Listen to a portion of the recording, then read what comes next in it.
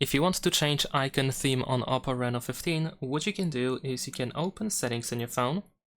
There we go. Now over here in settings, we're gonna go ahead and choose home screen, lock screen, and style.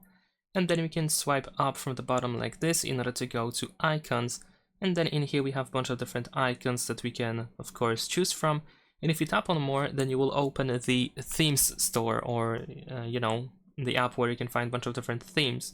So what you can do is you can install a theme that has icons that you like. So you can tap on these themes in order to take a look at these icons. And then of course we can just apply the whole theme. This changes the wallpaper, by the way. Unfortunately, it seems that we cannot really separate it.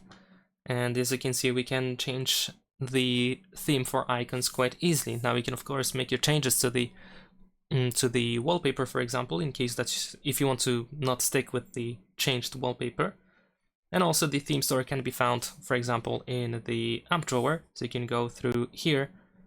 And unfortunately, like I said, we cannot really change just icons. We can change the whole theme and then readjust everything else. So that's pretty much it. Leave a like and subscribe.